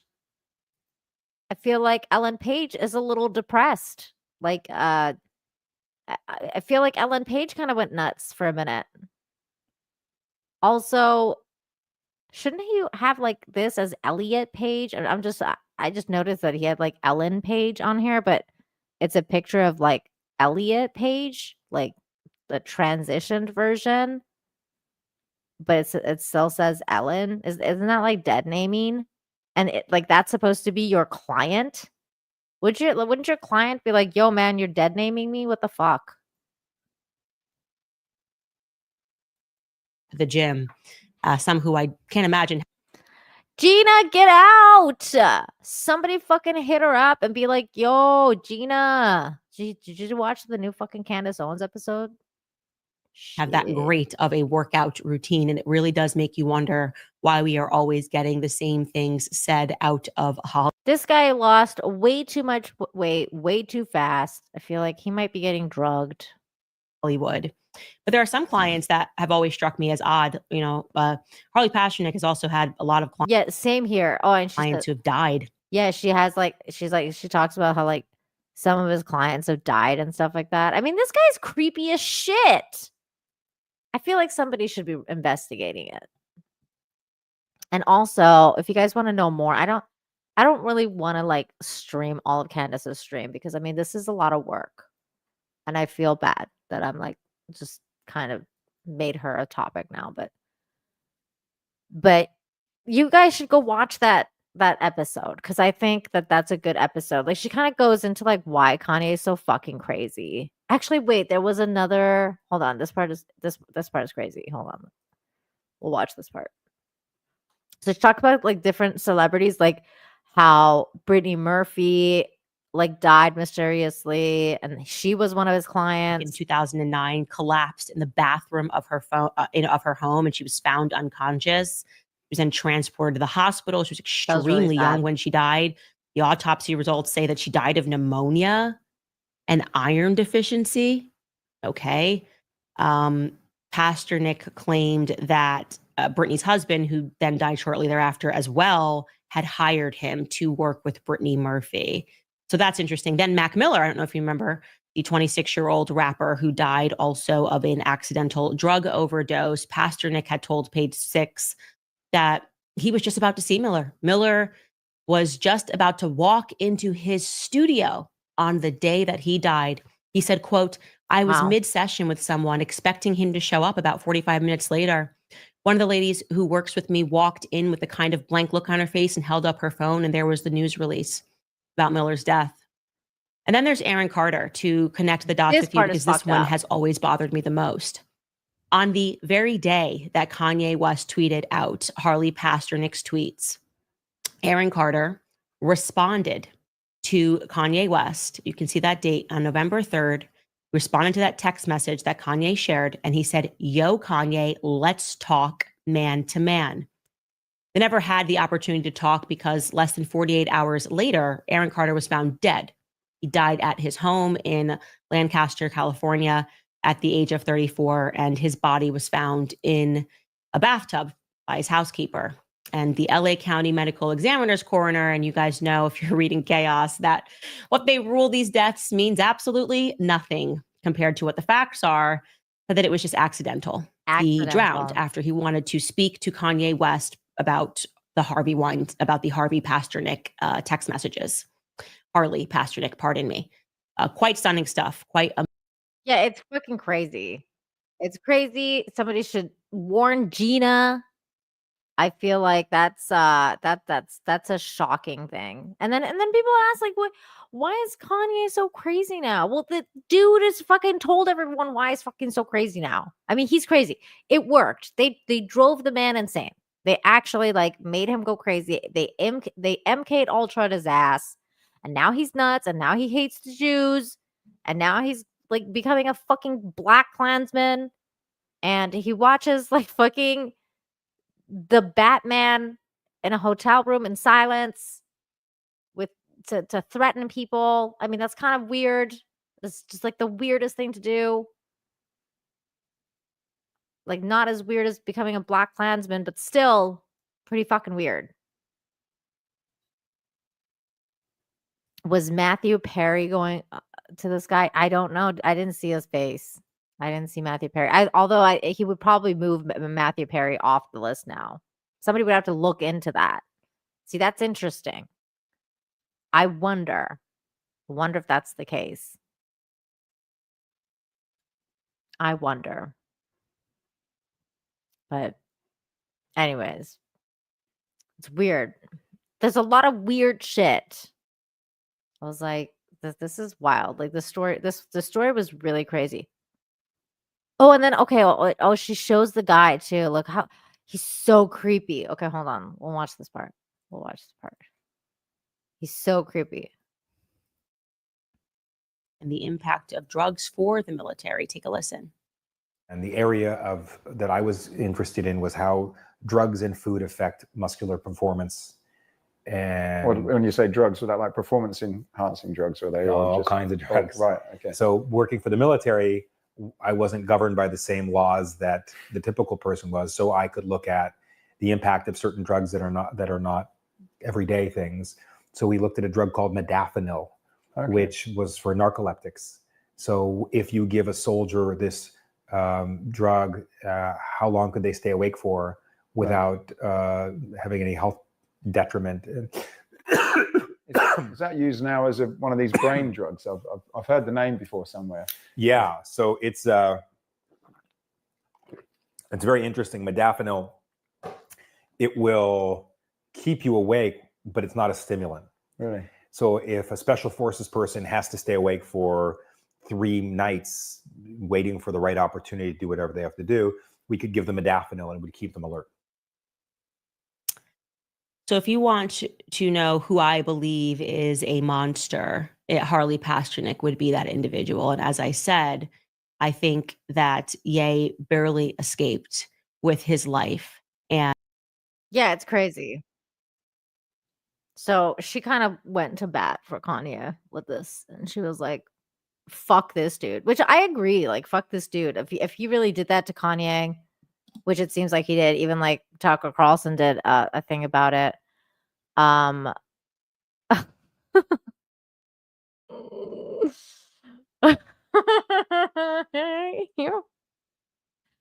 Oh no, Nick, get out! Don't do it. Don't. Somebody needs to warn Nick and Gina. Oh my god. He looks like he's trying not to say too much as he's talking. He was weird as fuck. That guy's creepy. This is like these people are evil, man. They do evil shit. And like, you know, everybody wants to know like what happened to Kanye. And then Kanye's like, this happened to me and no one cares. It's like, okay, like why isn't anything being done about what's happened? How come we have this like news segment from Tucker Carlson and now Candace Owens? And this dude's like going around drugging people and like threatening them that he's going to turn them into a fucking vegetable. And somehow that's okay. Like we're just all like, like, oh wells, like what the fuck? And drugs are bad, okay? That's true. Drugs are bad. Don't do drugs. Don't do drugs, kids. Don't do drugs. Okay. Do I have anything else to talk about? I don't think I had anything else to talk about. We talked about Nintendo. People are gonna pay, even if they're complaining about it. They're paying. I think people are like kind of I don't know. I think people are just kind of like I feel like people complain way too much. It's like everything has to be a complaint somehow. Don't you guys think? It's like, what can we complain about today? Oh, Nintendo games are too expensive. Let's talk about how they're expensive. Oh, yeah, that's right. I did want to talk about one more thing. I wanted to talk about Val Kilmer. I just realized.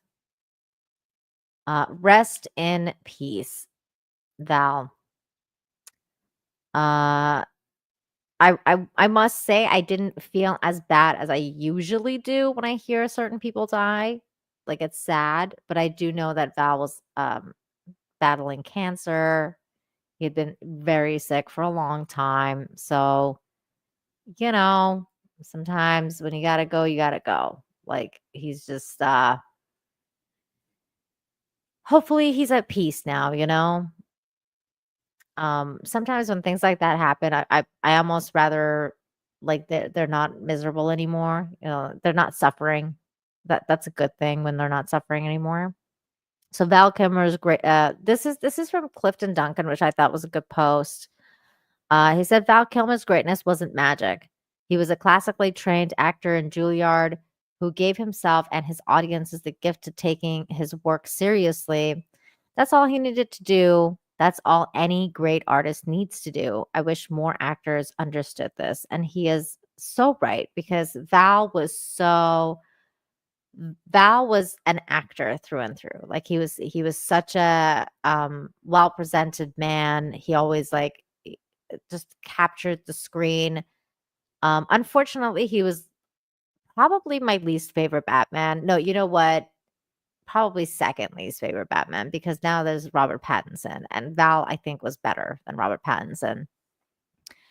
Yeah, he's still young. Of course he's still young, but he was suffering. Like he was sick for a long time. He was just like he was not well. He was not well.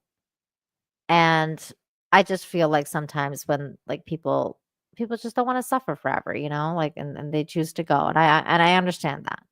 I understand that. He's 65 years old. It's sad. It's sad. It's a great loss, but it's also like, let the man rest. But I could not agree more with Clifton here. And Clifton usually puts out banger tweets. Like he's rarely I don't think I've ever read a Clifton Duncan tweet where I've been like, "Oh man, I fucking highly disagree with you." Like it's always been like, "Damn, he's right. Preach." But yeah, man, Val Kilmer. I love Tombstone. I think that's probably one of my favorite Val Kilmer movies of all time. It's been a long time since I've watched a Val Kilmer movie. Let's see. Let's look up Val Kilmer movies.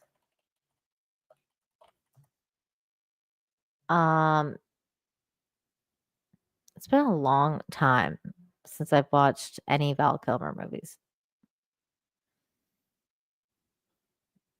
He's here. Let me share my screen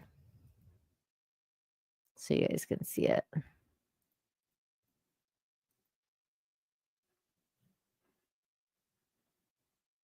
I don't think I've ever seen any of these.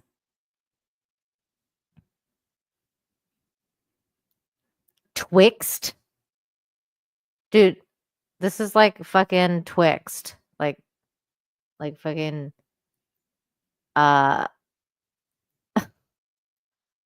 like what I call X, like Twix. Yes, I love that movie. Kiss Kiss Bang Bang is a good movie. That's a good movie. I'm just realizing that I have not watched a lot of Val Kilmer movies. MacGruber, I forgot he was a MacGruber. Oh, Hardwired was good. Hardwired is a good movie with Cuba Gooding Jr. He kind of fell off too, Cuba. He was like he was so hot for a while. Like he was like the it guy, and then he kind of fell off. What happened to him? I forgot why he got canceled. Why did he get canceled again? I don't remember why he got canceled. I don't think I've ever seen Columbus Day. Conspiracy. I don't remember this. I remember Conspiracy Theory with what's his name? With Mel Gibson, but not this.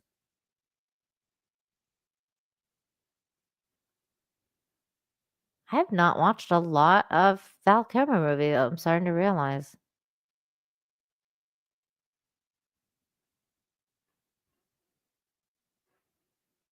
Oh, Saint is a good movie. Saint was great. Oh, this is a good movie. The Ghost in the Darkness, that's a good movie. Oh my god, this movie is great. The Island of Dr. Moreau. This is a fucking great book too. I love that book and movie. It's good. It was a good movie. Heat. Are you kidding me? Heat was so good. Heat was amazing. I love Heat. So good. Wait, what is this one? The Real McCoy.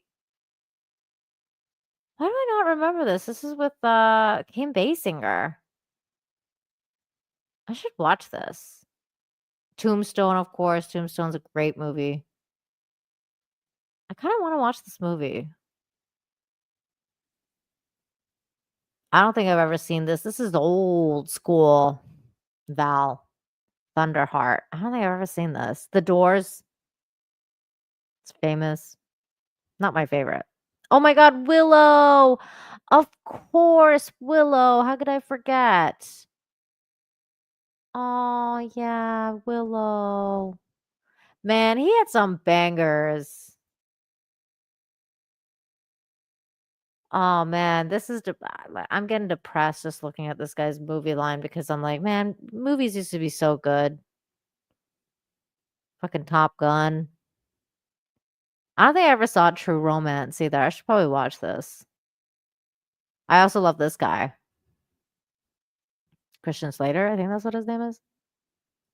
What's this guy's name again?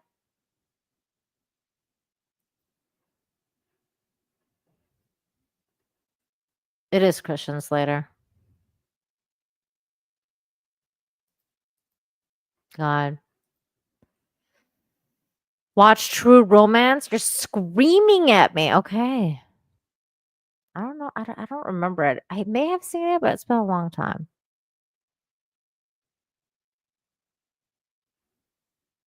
It's been a long time. That movie roster is making me depressed because, man, movies have become so shit. Like, you really think about it, and then you're like, this is what movies have become now. Like, did you see that guy's movie roster? That was fucking amazing. And now we have this.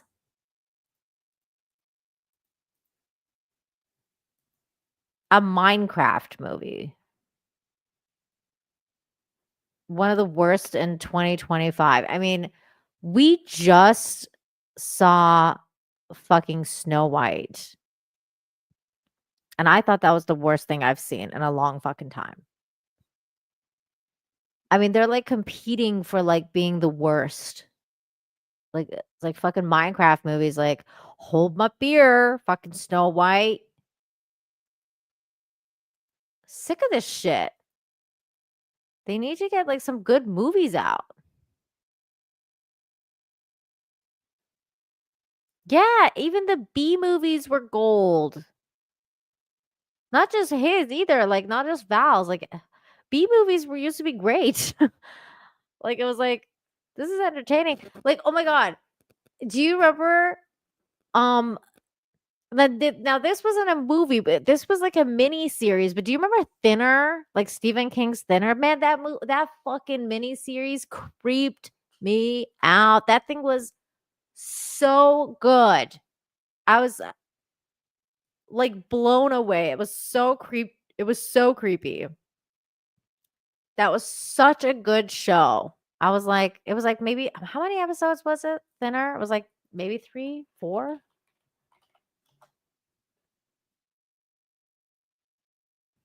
I think it was was it a movie? I thought it was a mini series.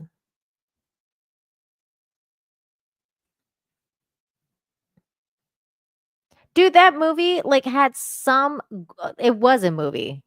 It's a 1996 movie.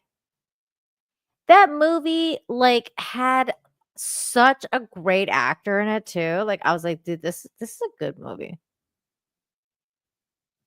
What's his name? Robert John Burke. He was in it. Man, that was such a good movie. Let me pull up the picture.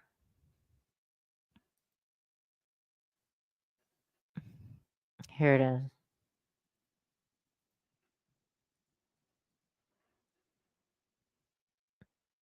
Stephen King's Thinner.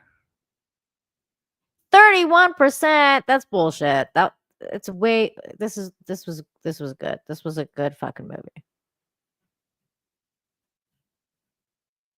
Or the other Stephen King one too. They did a couple bangers of Stephen King, like B movies. There was another one. God, what was this one? Tommy Knockers. I think that was what it was. Tommy Knockers, knocking at your door. You guys remember that? Tommy Knockers. Was it a movie?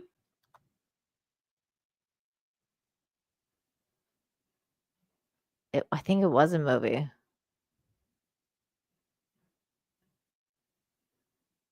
It was a mini series. This one was the mini series I was thinking of. Because I remember one of them was a movie and one of them was a mini series. So the Tommy Knockers one was a mini series.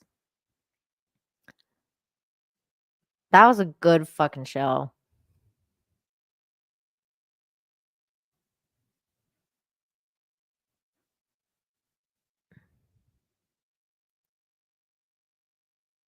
I never saw this one.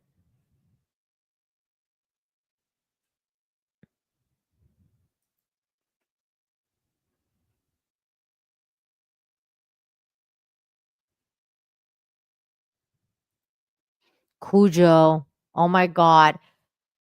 Don't even get me fucking started, dude. That was the only time I've ever like that dog needs to fucking die. Like I was like, kill that dog. Like, and he needs to go. It's over. Like that dog was so scary.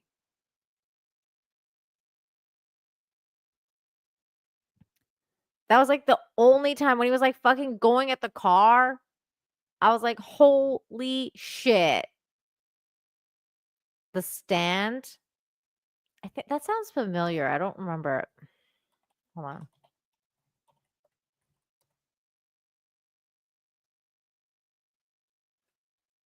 Sounds familiar. Oh, but this is like a 2020 show, though.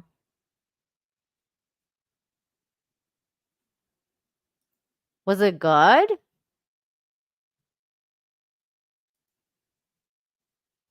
What the fuck? Amber Heard is in this?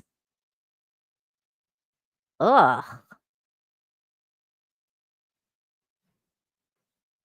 Ew. Amber Heard is in this, you guys. The Stand. I don't know if I saw this one. I'm trying to remember if I saw this. Was it good, Spike?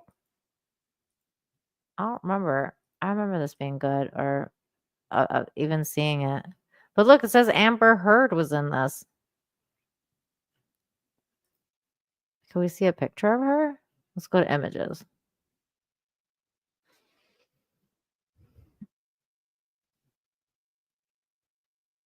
I don't see it. What the fuck? Is that Whoopi Goldberg? Wait, was Whoopi in it? Wait. Was Whoopi in this movie? Why did it look like Whoopi? Wait, Ezra Miller is in this movie? My god, you had 2 train wrecks in this movie. You got Ezra Miller and Amber Heard. This is a crazy cast. Alexander Skarsgård? How did I not see this? She is in it. There's Whoopi. Bryan Cranston's in this movie? What the fuck is this movie? How did I not fucking see this movie? Or miniseries? Oh, you saw the 90s miniseries. Oh, okay. Matthew Hammond, thanks for the $2. Says Tony Scott made better movies than Ridley Scott. Wait, who's Tony Scott? I'm sorry. I'm so bad with names. I'm terrible. Tony Scott. Who's that? He's made Man on Fire, Top Gun, Unstoppable, Deja Vu, Crimson Tide, Enemy of the State, Spy Game. Okay, you know what? I'm just gonna stop right here and completely agree with you. Because Ridley Scott, I mean, he's kind of like a one-hit wonder. Like he did Alien, and it was like, okay, that was great. And then all of his other stuff has been like fucking garbage. Like Prometheus, get out of here. I'm not really interested in anything Ridley Scott anymore. He just seems like a complete fucking hack at this point. DL for $1.99 says the original Stand came out in 94. Oh, okay, hold on. Let's see. Did I see it? I don't remember anything about it. Oh my god. What's his name? Isn't it Gary what? Sinise. Gary Sinise is in it. I just know his face. You know when you know somebody's face and you're like, oh, that guy. Rob Lowe was in it. I love Rob Lowe. Oh, I like Laura San Giacomo or whatever her name is. The only reason I like her is because I used to watch her on News Radio. Or was it News Radio? The one with God, I think it was News Radio. No, it wasn't News Radio. It was the one with I think it was News. Hold on, let me see if it was News Radio or not. Let me see. I don't know if you guys know who I'm even talking about. Let me share my screen so you guys know. She's the Just Shoot Me. Thank you, chat. Yes. Just Shoot Me. That was a good show. Just Shoot Me. I love that show. That was such a good show. And her name was Nina. I'll never forget it. There it is. Just Shoot Me. With David Spade. There she is. Oh no, her name was Maya. The other chick was Nina. Nina Van Horn. That was a good show. I miss sitcoms.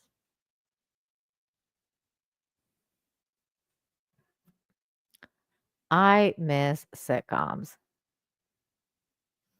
All right. I think I'm gonna call it, you guys. I've been streaming for a long time, and I did like the like earlier stream too with Dave.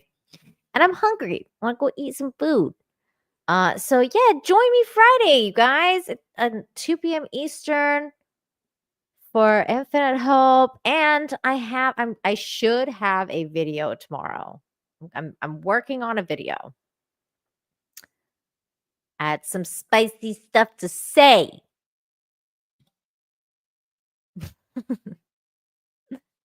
So I'm going to be working on editing a video tomorrow. So hopefully it'll be out tomorrow. If not, I'll drop it on Friday. But I had things to say. Somebody we know talked some shit about Miyazaki and Studio Ghibli. So I had things to say.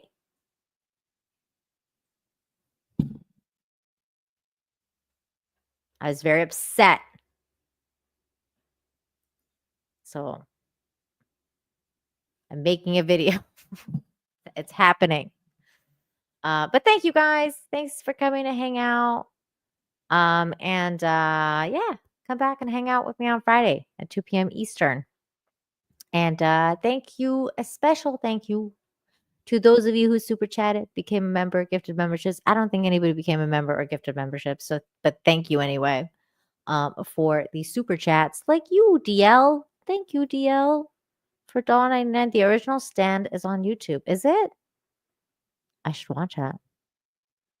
No, thank you, Matthew Hammond. Thank you guys. I wanted to chat.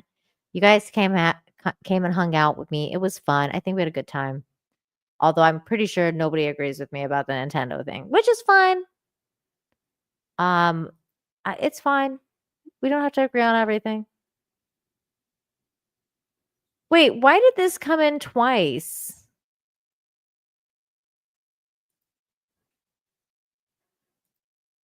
Thanks, DL. You sent it twice. Hey, thanks, Matthew Hammond. That's so sweet. Thank you. I appreciate you. Deja vu? What you deja vuing about?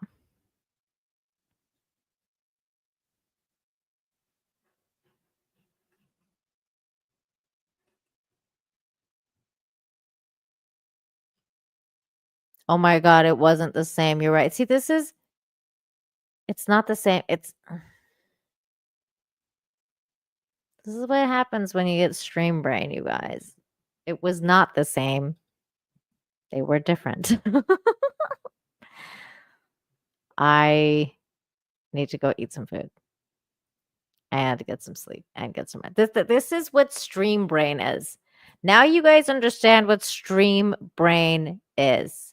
You be tired. This is true. Okay, seriously, I'm gonna go now. Bye. Love you guys. Bye bye. Take care. Bye. Come see me Friday. Bye. Bye.